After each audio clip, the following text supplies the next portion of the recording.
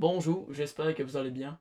Aujourd'hui, on va voir les deux derniers trades que j'ai pris, un vendredi et un aujourd'hui. Donc, premièrement, pour le trade de vendredi, là on est sur du 1 heure. J'ai tracé les zones de buy side et la zone de sell side que je voulais qui viennent se faire prendre. Donc, ensuite, si on descendait sur les 30 minutes, on fait voir qu'ici, on avait beaucoup accumulé. Donc, ici, on était venu manipuler le marché. Puis, je m'attendais à un move en haut pour ensuite venir short le marché. Donc, si j'avance un peu, si je descends sur une minute, on peut apercevoir qu'on était tous venus prendre la liquidité que j'avais notée. Comme vous pouvez le voir, ici, on avait un SMT sur le Nasdaq et sur le S&P 500. Un SMT, c'est tout simplement quand une des deux indices ne vient pas chercher le haut ou le bas. Dans cet exemple-ci, c'est le S&P qui n'était pas venu chercher ce haut, comme vous pouvez le voir. Tandis que sur le Nasdaq, on est venu le chercher. Ça indique que le marché a des chances de se retourner. Parce qu'on avait un SMT, j'ai rentré dans le premier FVG. J'ai mis mon stop loss en haut ici. Et j'ai visé ce bas-là. Donc je suis rentré comme ça ici. J'avais mis mon stop loss en haut ici. Take profit ici. Et comme vous pouvez le voir, si on avance un peu, on est rapidement venu chercher mon take profit. Personnellement, je trouvais que j'ai quand même mis mon take profit assez haut. J'aurais pu le mettre plus bas. Mais la raison pour laquelle je ne l'ai pas mis plus bas nécessairement, c'est que j'étais pas confiant qu'on allait aller plus bas que ça. Comme vous pouvez le voir ici, le bas que je visais, c'était le haut de Fairway Gap en 5 minutes. Donc on aurait peut-être pu aussi viser le deuxième FVG ici. Ou sinon on aurait peut-être pu viser la zone des 50% de tout ce move-là. Il nous aurait donné au bas de cette zone-là. On aurait pu mettre notre TP à plein de places. Mais personnellement, j'ai décidé de le mettre à une place où ce que j'étais confiant que le marché allait aller. Donc c'est pour ça que j'ai mis mon TP à cet endroit-ci. Puis en plus, ça nous donnait quand même un bon ratio de 1 pour 2, ce qui est pas excellent, mais quand même. Donc je vous le rappelle encore une fois, focussez pas sur l'argent, focussez sur construire la confiance, parce que le trading, ça va prendre du temps. Si vous voulez vraiment réussir à sortir de l'argent du trading, parce que ça va peut-être prendre plus de temps que vous le pensez, c'est pour ça qu'il faut construire de la confiance avant de focuser sur l'argent. Parce que, admettons, là, tu fais juste de trader sur un compte démo pendant un an, tout va bien, tu connais ta stratégie à la perfection, tu fais juste de t'acheter un compte à 100 000 d'une firme, ça peut peut-être prendre un mois à passer le challenge. Mais après ça, dis-toi que si tu as assez construit de la confiance dans ce que tu fais, si tu t'es assez entraîné sur ta stratégie, dis-toi que chaque trade peut te rapporter peut-être quoi, 1%. Puis 1% le compte à 100 000, je te rappelle que c'est quand même 1000$. Puis des trades, ben il y en a à peu près quoi. En moyenne, peut-être qu'il y a un trade par jour. Des fois il y en a plus, des fois il y en a pas. C'est pour ça que quand tout va bien aller, je te le dis, ça va bien aller. Prends pas trop de risques. Focus pas sur l'argent. Parce que quelqu'un qui focus sur l'argent, il va juste essayer d'en faire. Si tu focuses sur l'argent, tu vas forcément en perdre. Parce que si tu fais juste de focuser sur l'argent, tu ne focuseras pas sur ce qu'il faut vraiment que tu apprennes, qui est ta stratégie.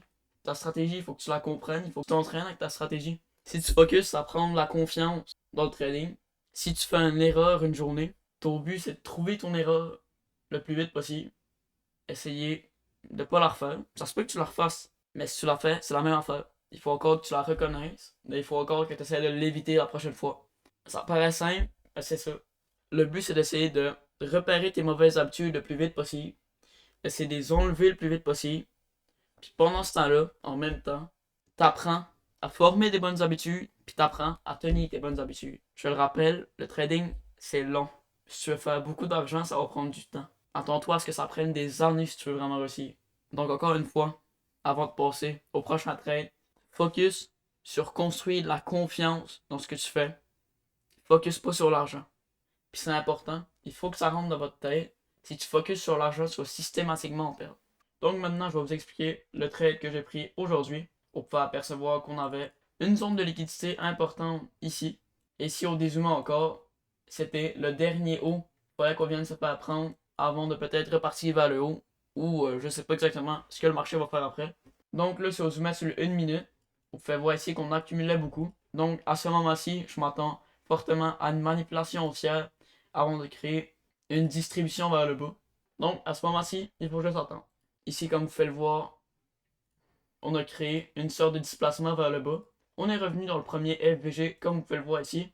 Et malgré que ça a pris beaucoup de bougies avant qu'on reparte bien vers le bas, en repartant vers le bas, on a créé un très gros trou ici. Et qu'est-ce qu'on avait au milieu de ce trou? Le FVG. Donc j'avance. Vous pouvez voir ici qu'on est rentré dans le FVG. Donc je suis rentré à ce niveau-ci. Stop loss en haut ici. En plus de ça, ici, on avait un order block. On n'est pas venu dans l'order block. L'order block, je vous rappelle, c'est les dernières bougies haussières avant la baisse, ou le contraire. Mais dans cet exemple-ci, c'est les dernières bougies haussières avant la baisse. On n'est pas venu toucher à l'order block. Mais même si on venait toucher l'order block après mon entrée, ça m'aurait pas du tout dérangé parce que normalement, quand on vient toucher à l'order block, le marché rejette assez vite le prix. Donc là, si on avance un peu, il faut apercevoir qu'on a eu un gros move baissier. Si on descendait sur le 15 secondes, on peut apercevoir qu'on aurait pu rajouter une position ici. Je l'ai vu un peu après. Mais personnellement, pendant ce trade-là, j'étais en train de jouer à Fortnite. Donc, j'étais pas en train de surveiller ce que le marché faisait. Mais c'est pas grave du tout. Donc, un peu après, comme vous pouvez le voir, on est venu toucher mon TP. On aurait pu rajouter une autre position ici, par exemple, avec un stop loss ici.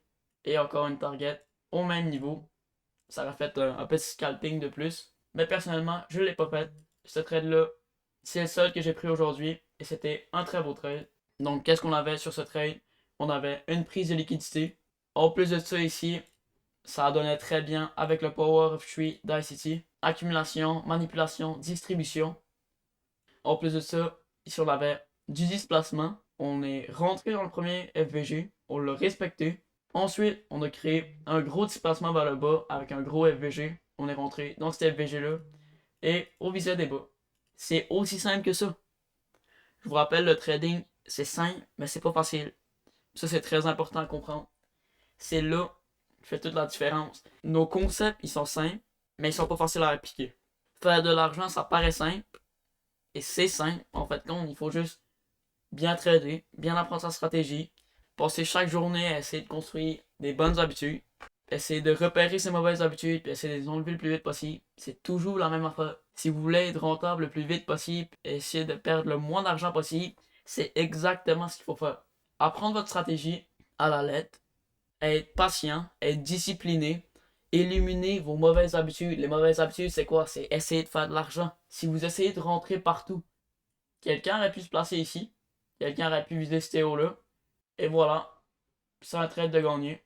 Quelqu'un aurait pu faire ça, c'est n'importe qui aurait pu faire ça. Ça concorde encore avec le Power of Street ICT.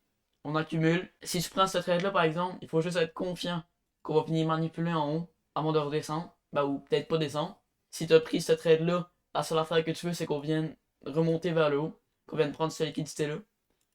Ça aurait pu être un bon trade. Personnellement, je ne l'ai pas pris parce que je focus sur ce que je suis confiant de prendre comme trade. Sur les trades que je suis confiant de où va aller le marché.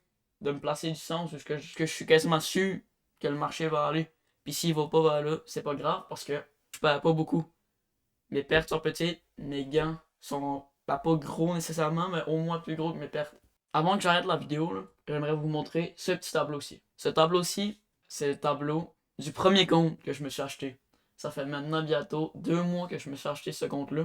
Un compte à 6000. Comme vous pouvez le voir ici, il a monté un tout petit peu ici, mais il a redescendu très vite parce que je focusais pas sur les bonnes choses. Aussitôt que j'avais un trade gagnant, j'augmentais mon risque, puis je réessayais. Aussitôt que j'avais un trade gagnant, comme par exemple ici, j'augmentais mon risque et je le perdais. Je perdais en confiance. Puis comme vous pouvez le voir, à un moment donné, j'ai réalisé que si tu veux vraiment gagner, ça sera pas de la chance. Peut-être que ça sera de la chance au final, mais la chance, il faut la provoquer. Il faut tout faire pour essayer de gagner. Comme vous pouvez le voir ici, on a monté beaucoup. On a monté jusqu'à 5980. On a ensuite redescendu. Ensuite, on est remonté tranquillement pas vite. Ça paraît comme pas grand chose, là. Mais c'est mon premier compte. C'est mon premier compte. Puis je vais encore vous dire une dernière fois parce qu'il faut que ça rentre dans votre tête. Focussez sur les bonnes habitudes. Si vous voulez aller loin, focussez sur les choses qui valent vraiment la peine. Soyez discipliné, soyez patient. Attendez votre bon setup. Concentrez-vous sur avoir un bon risk management. Ça veut dire de ne pas risquer beaucoup. Ou risquer ce que ça ne te dérange pas de perdre dans ton compte. Tout simplement risquer ce qui est normal de perdre sur un compte. Comme par exemple 0,05%. Je sais pas, c'est un exemple comme ça. Mais risquez jamais en haut d'1%. Ensuite, si vous perdez un trade, faites-vous-en pas. Il va y avoir des millions d'autres setups si vous voulez vraiment. C'est une question de vraiment vouloir. Si vous perdez votre trade, si vous vous relevez après, ça veut dire que vous voulez vraiment. Le trading, lui qui va finir vainqueur, ça sera toujours lui qui voudra le plus. Parce que si tu veux gagner dans le trading, la seule manière de gagner, c'est de jamais abandonner.